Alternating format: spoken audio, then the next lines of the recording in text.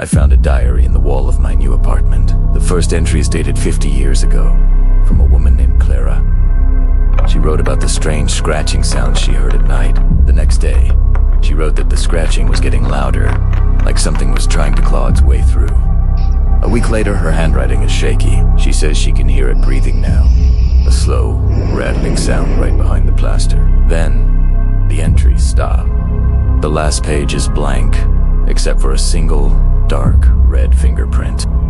I thought it was just a creepy story, until last night. I heard something. A faint scratching sound, coming from inside my wall. And just now, as I'm telling you this, it stopped. The silence is so much worse. Damn, it seems to know when I can hear it. I found this old tape in the attic, written The Harvest, 1987. I shouldn't have played it. The footage starts with a field of scarecrows, hundreds of them, all facing a single, dilapidated farmhouse. It's dusk, and the sky is a bruised purple. The camera is shaky, held by someone breathing heavily. They zoom in on one scarecrow. Its burlap face is stitched into a permanent, horrifying grin. Then, the camera pans to the farmhouse. A light flickers on in an upstairs window. The person holding the camera whispers something I can't quite make out, but it sounds like a prayer. He slowly walks towards the house. The sound of crunching leaves under his feet is deafening. He reaches the porch and pushes the door open. It creaks loudly. Inside, it's pitch black, except for a faint glow coming from a room down the hall. As he gets closer, you can hear a low, rhythmic chanting. It's a child's voice. He peeks into the room. A little girl in a white nightgown is sitting on the floor, surrounded by candles. She's sewing a small, straw-filled doll. The camera focuses on the doll's face. It has button eyes and a crudely stitched smile. It looks exactly like the scarecrows in the field. The girl stops chanting and slowly looks up directly at the camera. Her eyes are completely black. She smiles, and the candlelight flickers out. The tape goes to static. The next day, I went looking for that farmhouse. I found the field, but there were no scarecrows, just hundreds of wooden crosses, marking empty plots of land. I checked the town records. A family did live there. They all vanished in the autumn of 1987. All except their little girl. The report said she was found wandering in the fields, humming a tune and carrying a small, handmade doll. They never found the others. Some fields aren't meant for planting seeds. They're meant for harvesting souls. There are some phone calls you never forget, but this one should have been impossible. I've been a 911 dispatcher for a decade. I know every tone of panic. But when the clock hit 3 a.m., the line clicked, and my own voice spoke back to me. It wasn't a recording.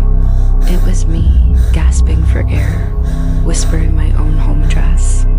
He's standing behind the bedroom door. My voice sobbed. I have 10 minutes left. My blood turned to ice. I was at the station, but I pulled up my home security app. The screen flickered. My house was dark, the bedroom door slightly ajar. A shadow, tall and impossibly thin, was sliding into the room. I screamed into the headset, "Who are you?" The voice on the phone just started counting down. 9 minutes, 8. I grabbed my keys, heart hammering against my ribs, and drove like a ghost was chasing me. I raced into the house, gun drawn, and burst into the bedroom. Empty. No intruder. No body. Then my phone vibrated. A new voicemail. It was my own voice, laughing. "Look under the bed," it whispered. I looked. Nothing. But as I stood up, I caught my reflection in the mirror. It was still Mewing, staring at something behind me. Did you know that in the 1950s, the CIA conducted a secret project called MKUltra, using unwitting American and Canadian citizens as test subjects? They explored mind control, using methods like hypnosis, sensory deprivation, and administering drugs, including high doses of LSD. The goal was to develop a truth serum for interrogating spies and to master brainwashing techniques. Countless lives were shattered, with some victims experiencing severe psychological trauma, memory loss, and even death. The full extent of the damage remains unknown, as CIA Director Richard Helms ordered the destruction of most MKUltra files in 1973. We only know of the horrors that survived the fire. What buried secrets still lie within the ashes of those destroyed documents? The truth is out there, but some truths are better left buried. Thanks for watching, and be sure to follow for more dark truths. They say every house has a memory, but this one only remembers one thing. The girl who vanished. She was last seen playing with a toy telephone, a little red plastic one. Her parents found it in her empty room, the receiver off the hook. They kept it, a sad memento tucked away in the attic. Years later, a new family moved in. Their young son found the toy. He'd sit in the hallway, holding the receiver to his ear, whispering to someone no one could see. His parents thought it was just an imaginary friend, until one night, they heard a voice coming from the phone. A tiny, static-filled whisper. It said, "Can you hear me now?" The boy looked up, his eyes wide. "She wants to play hide-and-seek again," he smiled. "But this time, she wants to be the one who seeks." They never found the boy. All that was left was the little red phone, its line forever open. The year is 1928. My name is Thomas, and I'm a lamplighter. Every evening, as dusk settles over the cobblestone streets, I make my rounds, bringing light to the encroaching darkness. But there's one lane I dread, Whisperer's Alley. The gas lamps, they're different. They flicker erratically, casting long, dancing shadows that seem to have a life of their own. Locals say a shadow without a body haunts that alley, a silhouette that detaches from the walls and follows lone wanderers. Last night I saw it, as I lit the final lamp. My own shadow stretched out before me, long and teen. But then, another shadow appeared beside it. It was gaunt, distorted, and it moved even when I stood perfectly still. I ran, not daring to look back, the sound of scraping stone echoing behind me. Tonight, I have to go back. The lamps must be lit. I just hope my shadow is the only one I see. The year is 1988. My parents just bought our first family camcorder. I remember sneaking it into my room one night, wanting to record a message from my future self. I set it on my desk, pointed it at my bed, and pressed the red button. I remember saying something silly, like, "Hello, future me. I hope you have a flying car." Then I climbed into bed and fell asleep, forgetting to turn the camera off.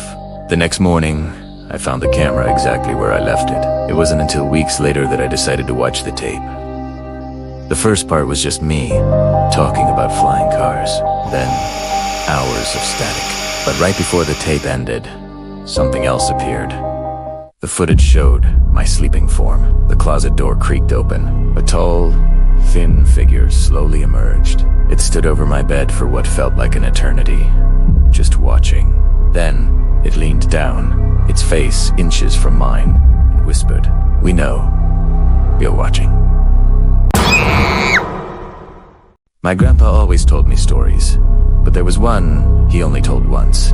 With a tremor in his voice I'd never heard before, he spoke of a game from his childhood, a game they called the Echo Man. You'd stand at the edge of the old woods, whisper a secret into the trees, and then run.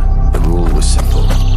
Don't look back until you're home. One evening, my grandpa's friend, a boy named Leo, decided to test it. He whispered his secret and sprinted away, but curiosity got the best of him. Just before the tree line vanished, he glanced over his shoulder. He saw nothing. He laughed it off. But that night, a faint whisper echoed from his closet, repeating the secret he'd told the woods. Every night, the whisper grew louder, closer. Leo stopped sleeping, stopped eating. The last time my grandpa saw him, Leo's eyes were wide with terror. He just kept muttering, "The Echo Man always collects." Leo vanished a week later, and all they found in his room was an open closet door.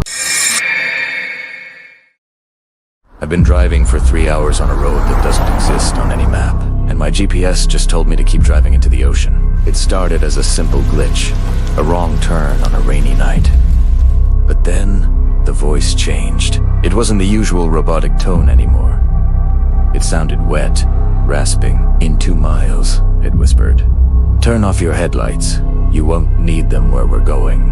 I tried to turn the car around, but every single road led back to the same dead forest. The trees looked like skeletal hands reaching for the sky. My phone signal died hours ago, but the GPS just kept talking. It started reciting details about my life, my childhood home, my deepest regret, the exact time of my mother's funeral. The air inside the car turned freezing. I looked at the screen. The blue arrow representing my car wasn't on a road anymore. It was just moving through a void. "Recalculating," the voice croaked. "Your life is a circle, and you've reached the end of the line." I slammed on the brakes, but the car didn't stop. I looked out the window and realized the wheels weren't touching the ground. I was floating over an endless, black abyss. The GPS screen flickered to a bright, bloody red. One last instruction appeared in capital letters. "You can open your eyes now. The crash is over." You ever feel a chill in your own home? Not from a draft, but something else. They say a house remembers. Mine does. It remembers the family that lived here before you. It remembers their laughter and their screams. At first, it was small things. A misplaced toy, a door creaking open on its own. Then, the whispers started, just at the edge of hearing. The father swore he saw a face in the static of the TV. The little girl drew pictures of a tall man with long fingers standing in her closet. They started sleeping with the lights on, but the shadows only grew longer. They found her last drawing taped to the inside of their bedroom door. The tall man now standing beside her bed. Underneath it, she had written, "He says he's lonely." They left everything behind and ran.